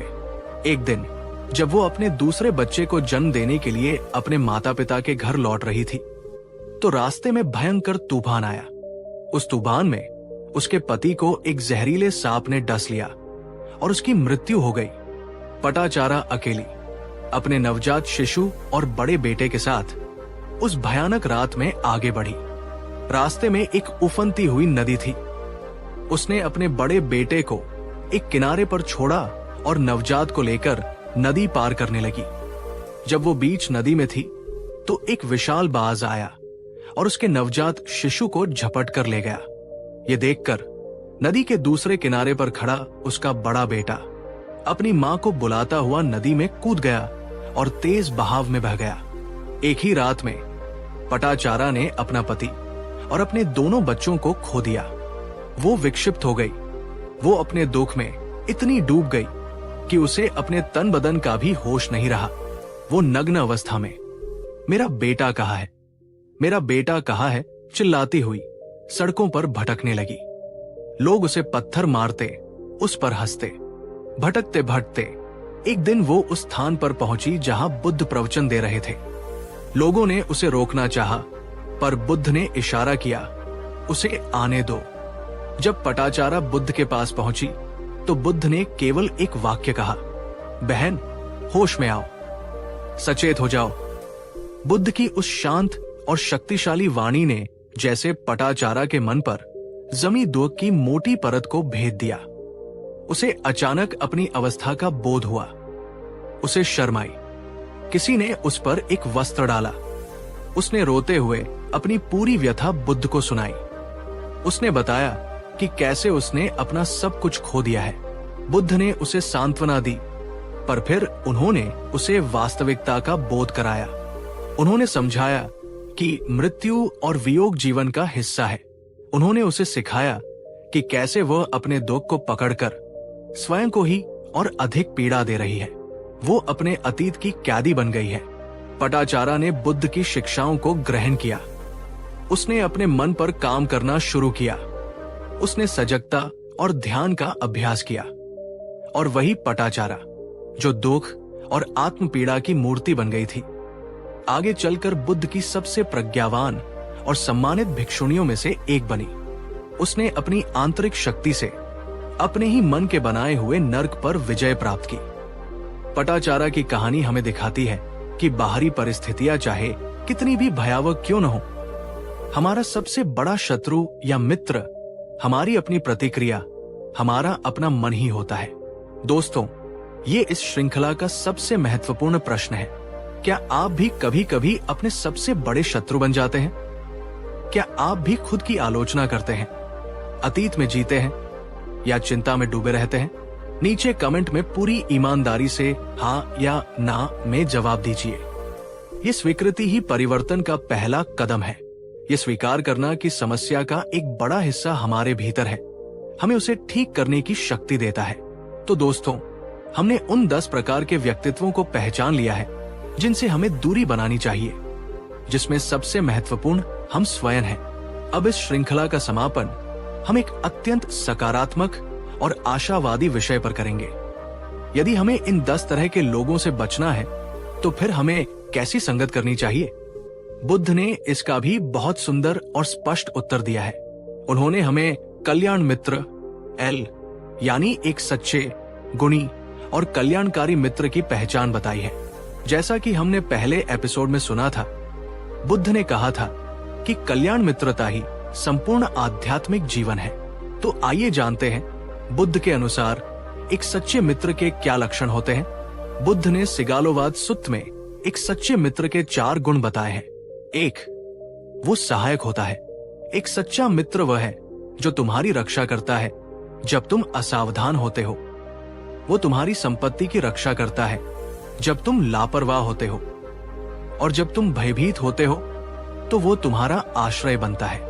जब तुम्हें जरूरत होती है तो वो तुम्हें तुम्हारी जरूरत से दोगुना देने को तैयार रहता है। वो केवल बातों से नहीं, अपने कर्मों से तुम्हारी मदद करता है। 2, वो सुख दुख में समान रहता है। एक सच्चा मित्र वह है जो तुम्हें अपने रहस्य बताता है और तुम्हारे रहस्यों को गुप्त रखता है। वो तुम्हारे दुर्भाग्य में तुम्हें छोड़कर नहीं भागता। वो तुम्हारे लिए अपनी जान भी देने को तैयार रहता है। वो तुम्हारी सफलता पर ईर्ष्या नहीं करता और तुम्हारी विफलता पर तुम्हारा मजाक नहीं उड़ाता। वो हर परिस्थिति में तुम्हारे साथ खड़ा रहता है। 3, वो तुम्हारा मार्गदर्शक होता है। एक सच्चा मित्र वह है जो तुम्हें बुरे कर्म करने से रोकता है। वो तुम्हें अच्छे कर्म करने के लिए प्रेरित करता है। वो तुम्हें वो सिखाता है जो तुमने पहले नहीं सुना, और वो तुम्हें उन्नति और स्वर्ग, एक बेहतर जीवन का मार्ग दिखाता है। वो तुम्हारी चापलूसी नहीं करता, वो तुम्हें सच बोलकर तुम्हारा भला करता है। 4, वो सहानुभूतिपूर्ण होता है। एक सच्चा मित्र वह है जो तुम्हारे दुर्भाग्य पर दुखी होता है और तुम्हारे सौभाग्य पर प्रसन्न होता है। वो दूसरों को तुम्हारी निंदा करने से रोकता है और वो उन लोगों की प्रशंसा करता है जो तुम्हारे गुणों की प्रशंसा करते हैं। उसमें ईर्ष्या नहीं बल्कि मुदिता, सिंपैथेटिक जॉय का भाव होता है। दोस्तों, ये है एक सच्चे मित्र की परिभाषा। ये कोई साधारण परिभाषा नहीं है, ये एक कसौटी है जिस पर हम अपने मित्रों को और स्वयं को भी परख सकते हैं। बुद्ध और आनंद की मित्रता इसका सबसे बड़ा उदाहरण है। आनंद ने 25 वर्षों तक बुद्ध के निजी परिचारक के रूप में उनकी निस्वार्थ सेवा की। वे बुद्ध के हर सुख दुख में उनके साथ रहे। उन्होंने बुद्ध की शिक्षाओं को कंठस्थ किया ताकि वे भविष्य की पीढ़ियों तक पहुंच सके, और बुद्ध ने भी आनंद को अपना सबसे प्रिय मित्र माना। उन्होंने उसे डांटा भी, उसे सिखाया भी और उसे निर्वाण के मार्ग पर आगे बढ़ने के लिए निरंतर प्रेरित भी किया। उनकी मित्रता आपसी सम्मान, प्रेम और एक दूसरे के आध्यात्मिक कल्याण पर आधारित थी। एल अपने जीवन में ऐसे ही कल्याण मित्रों को ढूंढे और स्वयं भी किसी के लिए कल्याण मित्र बने। एक सच्चा मित्र सौ साधारण परिचितों से बेहतर होता है, और अगर आपको ऐसा कोई मित्र न मिले तो बुद्ध कहते हैं, एक बुद्धिमान व्यक्ति के साथ चलो यदि ऐसा कोई मिले। यदि न मिले तो जैसे एक राजा अपने जीते हुए राज्य को छोड़ देता है या जैसे एक हाथी जंगल में अकेला घूमता है, वैसे ही अकेले चलो। पर मूर्खों की संगत कभी न करो। क्या आपके जीवन में कोई ऐसा कल्याण मित्र है? अगर हाँ, तो आप बहुत भाग्यशाली हैं।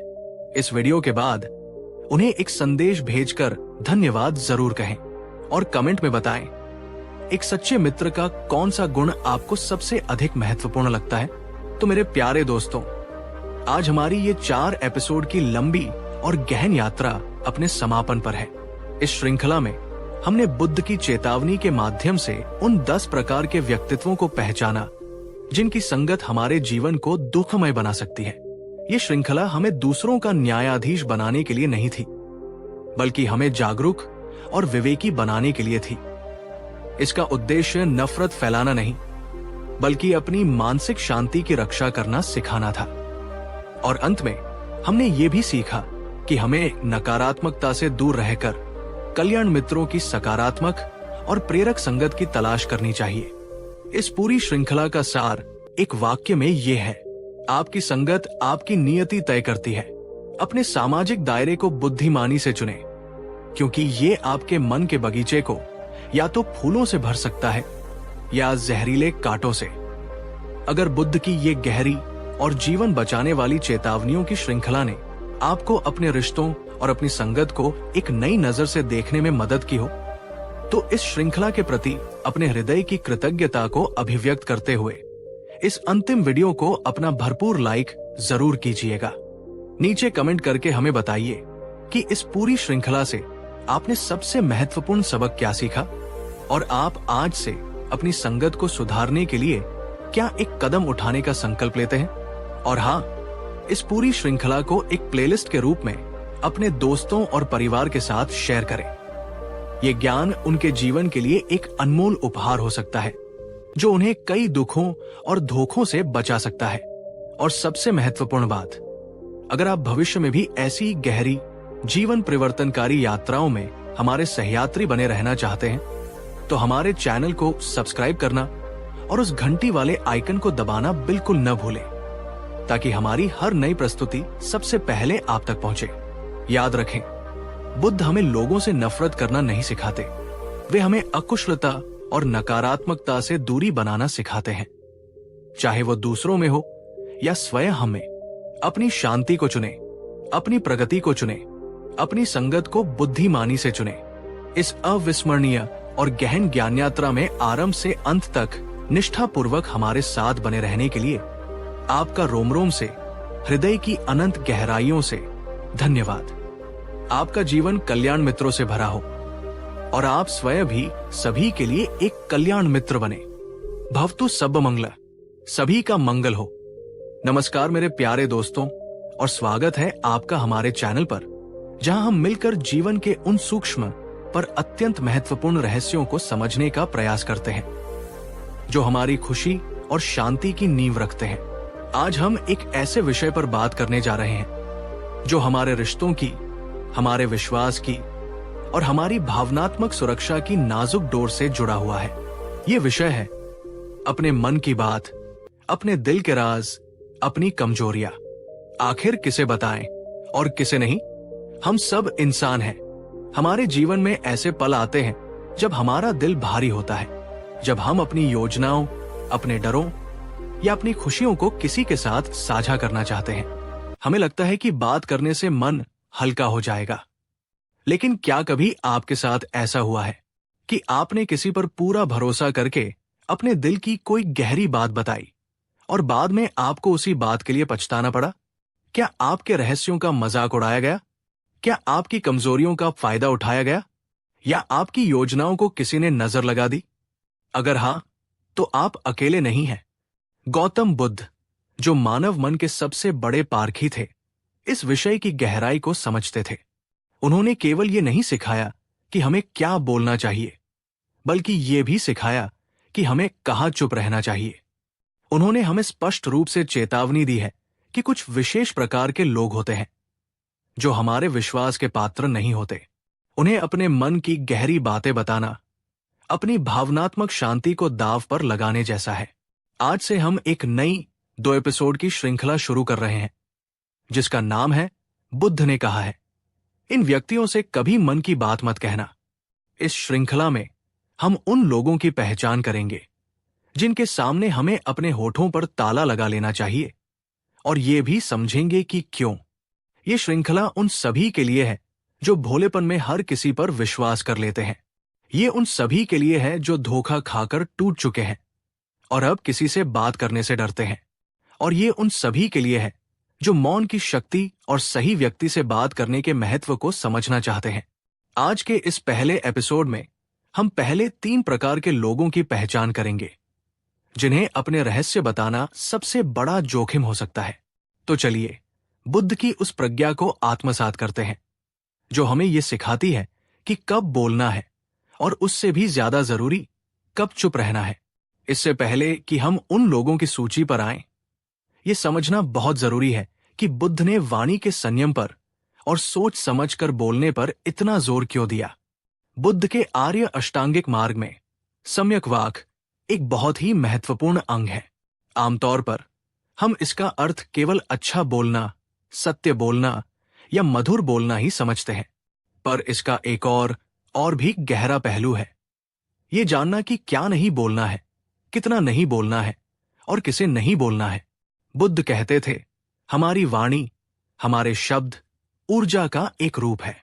जब हम अनावश्यक रूप से या गलत व्यक्ति के सामने बोलते हैं तो हम अपनी ऊर्जा को व्यर्थ करते हैं। आपके रहस्य और आपकी योजनाएं आपके मन की ऊर्जा का एक केंद्रित रूप है।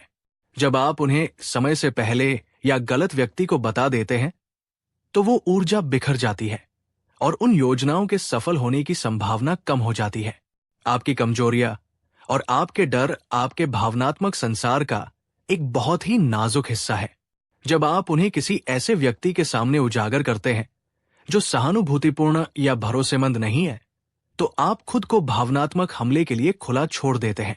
आपकी खुशियां और आपकी सफलताएं आपके पुण्य कर्मों का फल है।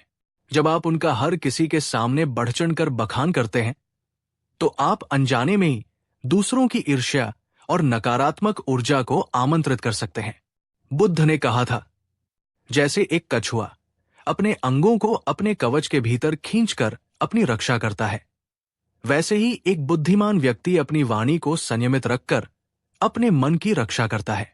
इसलिए ये चुनना कि हमें अपने मन की तिजोरी किसके सामने खोलनी है, ये कोई अहंकार या अविश्वास नहीं है, बल्कि ये आत्मरक्षा, आत्मसम्मान और अपनी ऊर्जा के संरक्षण के लिए एक बुद्धिमत्तापूर्ण कदम है।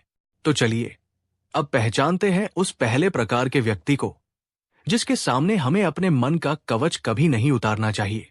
बुद्ध की सूची में पहला व्यक्ति है वो जो आपसे मन ही मन ईर्ष्या करता है और आपको एक मित्र के रूप में नहीं बल्कि एक प्रतिस्पर्धी के रूप में देखता है। ये व्यक्ति आपकी जिंदगी में कोई दोस्त, कोई रिश्तेदार या कोई सहकर्मी भी हो सकता है। आपके मुंह पर वो आपकी सफलता पर शायद सबसे ज्यादा खुश होने का दिखावा करेगा। वो कहेगा, वाह दोस्त, मुझे तुम पर बहुत गर्व है, लेकिन उसके भीतर आपकी सफलता उसे अपनी असफलता का एहसास कराती है। आपकी खुशी उसके मन में जलन और अशांति पैदा करती है। वो अवचेतन रूप से चाहता है कि आप उससे आगे न निकले। ऐसे व्यक्ति को अपने मन की बात, खासकर अपनी योजनाओं और अपनी सफलताओं के बारे में बताना खतरनाक क्यों है? 1, वे आपकी योजनाओं को नजर लगा सकते हैं। नजर लगना कोई अंधविश्वास नहीं है, ये ऊर्जा का खेल है। जब कोई व्यक्ति आपकी योजनाओं के प्रति तीव्र ईर्ष्या या नकारात्मक भावना रखता है तो उसकी ये शक्तिशाली नकारात्मक ऊर्जा आपकी सकारात्मक ऊर्जा को कमजोर कर सकती है और आपकी योजनाओं में अनचाही बाधाएं पैदा कर सकती है। इसीलिए अक्सर कहा जाता है कि अपने बड़े लक्ष्यों के बारे में तब तक किसी को न बताएं जब तक वे पूरे न हो जाएं। 2, वे आपको हतोत्साहित कर सकते हैं। जब आप उन्हें अपनी कोई बड़ी योजना बताएंगे तो वे सीधे सीधे मना नहीं करेंगे, पर वे उसमें 1000 कमियां और मुश्किलें गिना देंगे। वे कहेंगे, ये बहुत मुश्किल है, इसमें बहुत जोखिम है, क्या तुम ये कर पाओगे? उनका उद्देश्य आपकी मदद करना नहीं बल्कि आपके आत्मविश्वास को कमजोर करना होता है ताकि आप वो कदम उठाएं ही नहीं। 3, वे आपकी सफलता का श्रेय लेने की कोशिश कर सकते हैं या उसे कमतर दिखा सकते हैं। They try to steal your credit or downplay your success जब आप सफल हो जाएंगे तो वे या तो ये कहेंगे कि ये तो मेरी सलाह की वजह से हुआ, या फिर वे आपकी सफलता को छोटा करके दिखाएंगे। ये तो किस्मत की बात थी, इसमें कोई बड़ी बात नहीं। वे कभी भी आपको आपकी सफलता का पूरा आनंद नहीं लेने देंगे। आइए इसे एक जातक कथा से समझते हैं। ये कहानी है एक व्यापारी और उसके ईर्ष्यालु मित्र की।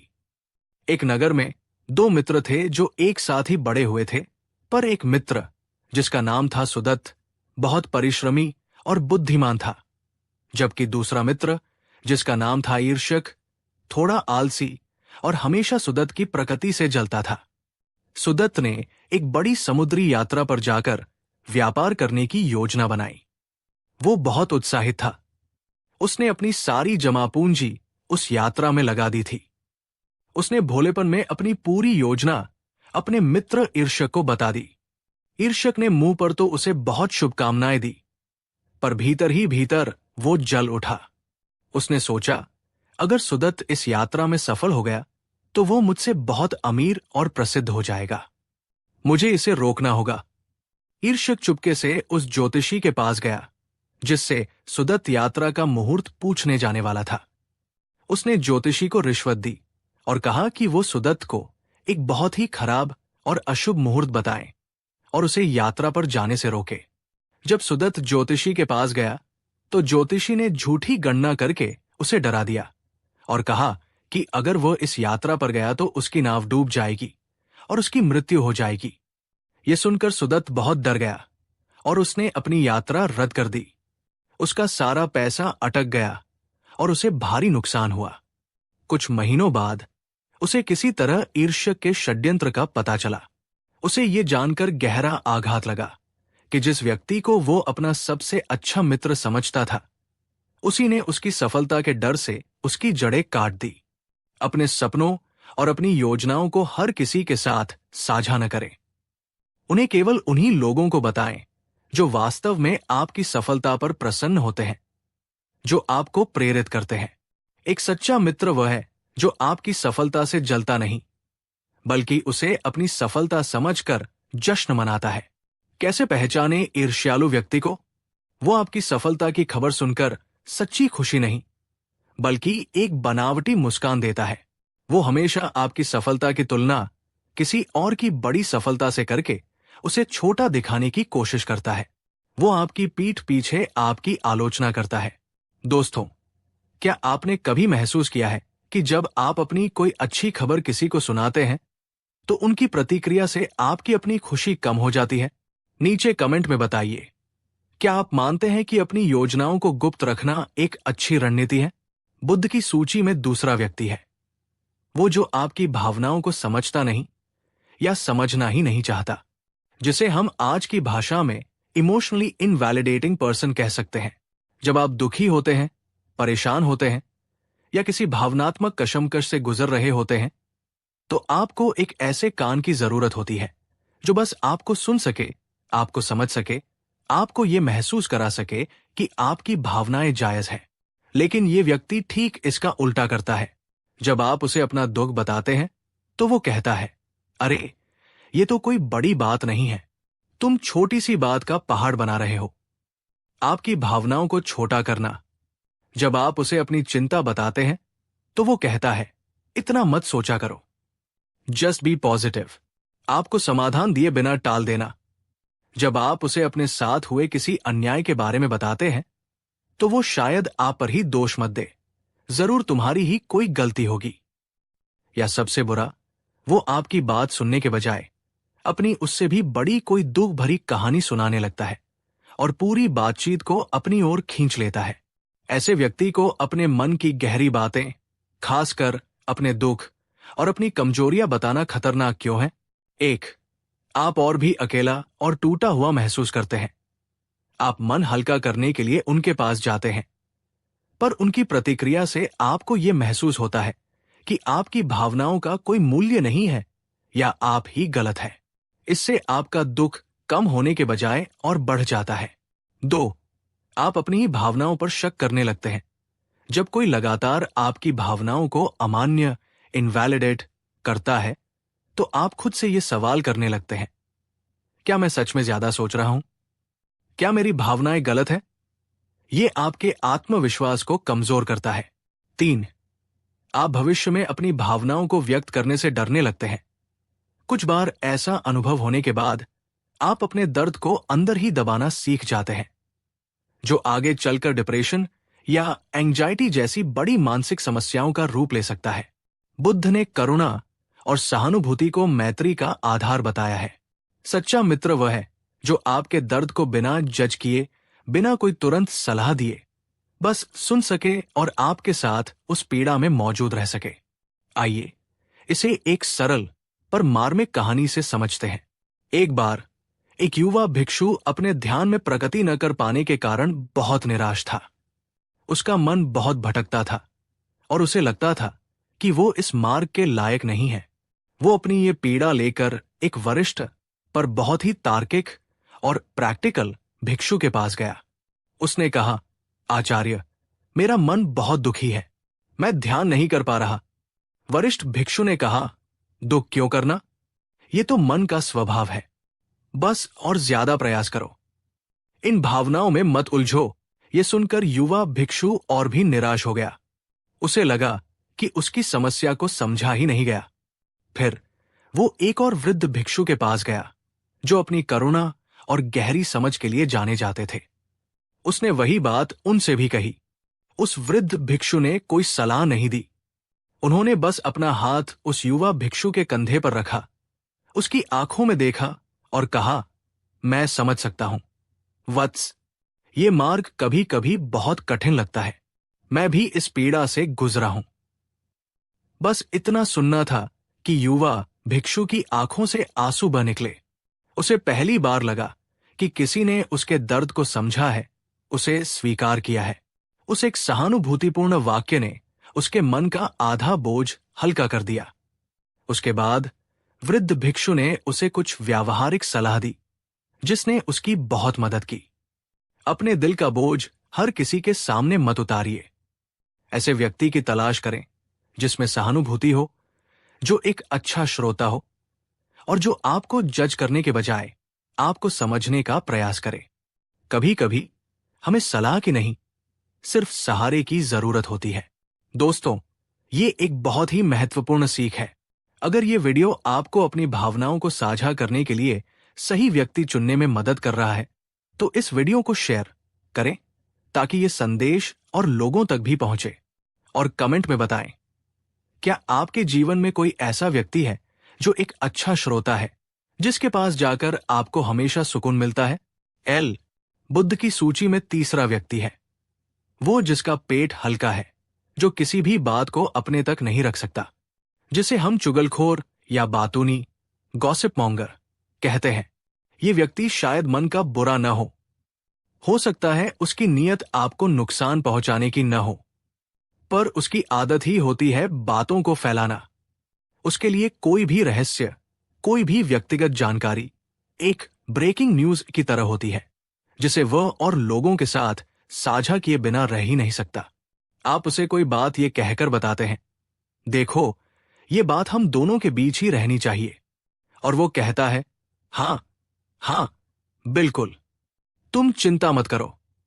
और अगले ही घंटे वो बात कम से कम 10 और लोगों तक पहुंच चुकी होती है, इस टैगलाइन के साथ, देखो, ये बात किसी और को मत बताना। ऐसे व्यक्ति को अपने मन की बात, खासकर अपने रहस्य और अपनी कमजोरियां बताना खतरनाक क्यों है? 1.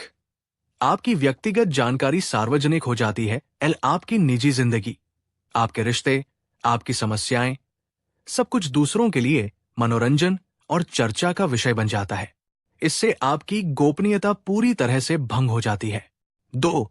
बातों को तोड़ मरोड़ कर पेश किया जाता है।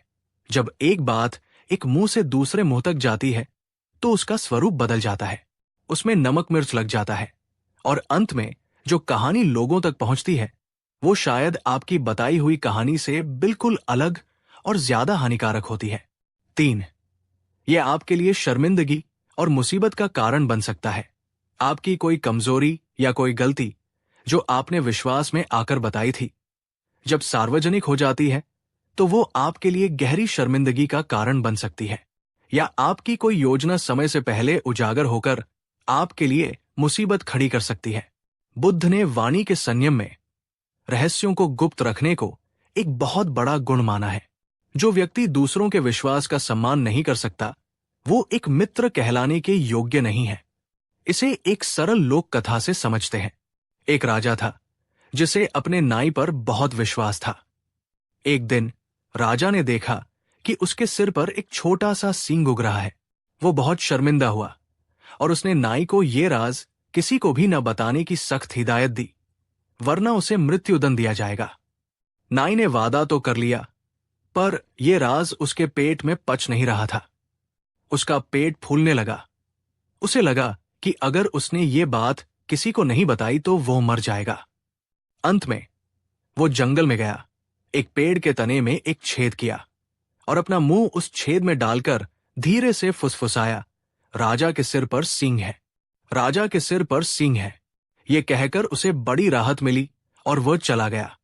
कुछ समय बाद उस पेड़ की लकड़ी से एक बांसुरी बनाई गई और जब भी कोई उस बांसुरी को बजाता तो उसमें से यही धुन निकलती, राजा के सिर पर सींग है, राजा के सिर पर सींग है।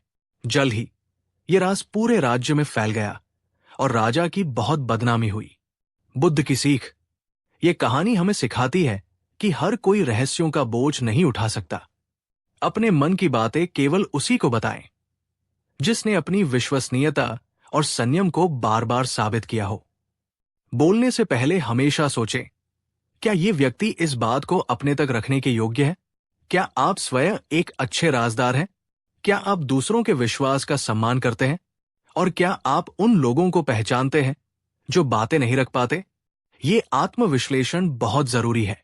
तो दोस्तों, आज के इस पहले एपिसोड में हमने बुद्ध की गहरी चेतावनियों के माध्यम से उन 3 प्रकार के लोगों को पहचाना जिन्हें हमें अपने मन की बातें, अपने राज और अपनी कमजोरियां बताने से बचना चाहिए। 1. ईर्ष्यालु और प्रतिस्पर्धी व्यक्ति। 2. वह जो आपकी भावनाओं को नहीं समझता। 3. और वह जो बातों को फैला देता है। ये जागरूकता हमारी भावनात्मक सुरक्षा की पहली दीवार है। लेकिन ये सूची अभी पूरी नहीं हुई है।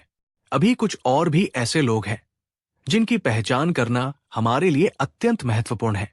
अगर बुद्ध की ये गहरी और व्यावहारिक सीख आपको अपने रिश्तों को एक नई नजर से देखने में मदद कर रही है और आपको अपनी भावनात्मक सुरक्षा के लिए उपयोगी लग रही है, तो इस वीडियो को अपना प्यार देते हुए इसे लाइक जरूर कीजिएगा।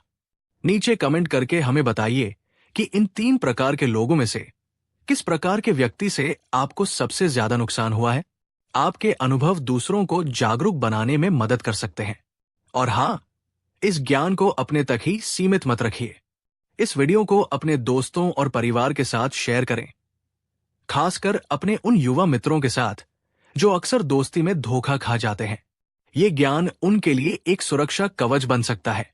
और सबसे महत्वपूर्ण बात, अगर आप इस श्रृंखला के अंतिम एपिसोड को मिस नहीं करना चाहते, तो हमारे चैनल को सब्सक्राइब करना और उस घंटी बेल वाले आइकन को दबाना बिल्कुल न भूलें, ताकि जब भी हम कोई नया वीडियो अपलोड करें तो आपको तुरंत पता चल जाए।